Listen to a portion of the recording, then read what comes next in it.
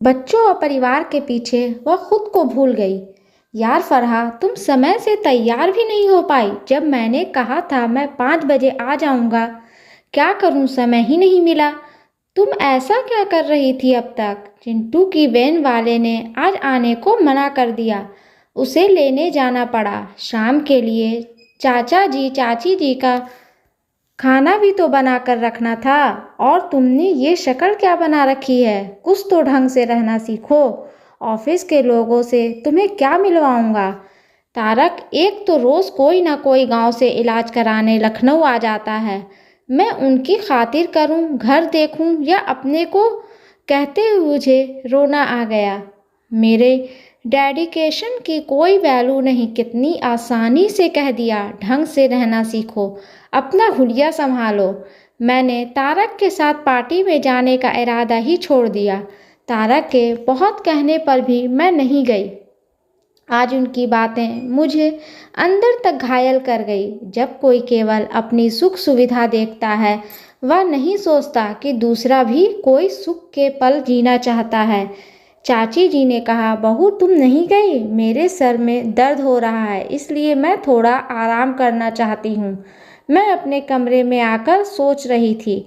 फरहा, तुम सच में क्या हो गई हो? कहाँ खो गई वह जोशीली फरहा? अपने स्कूल में, कॉलेज में अपनी एक विशेष पहचान रखने वाली।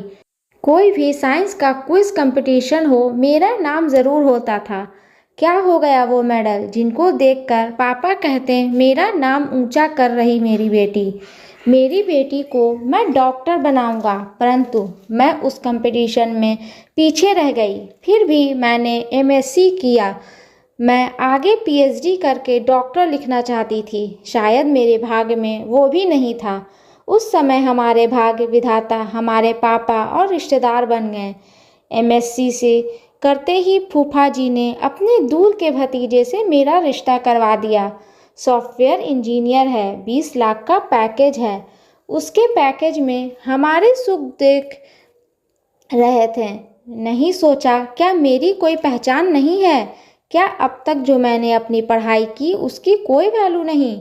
मैं पैसा नहीं कमाती हूँ, शायद इसलिए मेरी कोई अहमियत नहीं है। अरे पहचान का क्या, मेरा नाम ही बदल गया। फरहाना नाम ओल्ड फैशन लगा, उसे ही छोटा कर फरहा रख दिया। अब मैं फरहा भाभी, फरहा चाची बन गई। फरहाना खो गई। क्यों मैंने नाम बदलने दिया? मैं फरहाना हूँ, अपने स्कूल की स्कॉलर। कभी भी नहीं सोचा था कि मेरा दायरा इतना छोटा हो जाएगा। मैं एक अच्छी बहू बनना चाहती थी, इसलिए मैंने अपने करियर के बारे में सोचा ही नहीं। मैं पापा जी मम्मी जी के चेहरे की खुशी देखकर खुश थी। वह जब भी आते हैं, मैंने कभी उनकी सेवा में कमी नहीं की। क्या वह कुछ नहीं? आज तारक, तुम कहते हो तुमने क्या हुलिया बना रखा है?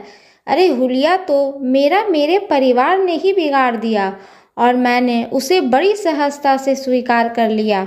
मैं आदर्श बहू, अच्छी पत्नी, अच्छी माँ बनने में लगी रही। भूल गई मैं खुद के लिए क्या हूँ। तारक की नज़रों में मेरे कामों की कोई अहमियत नहीं। ये तो सभी औरतें करती हैं।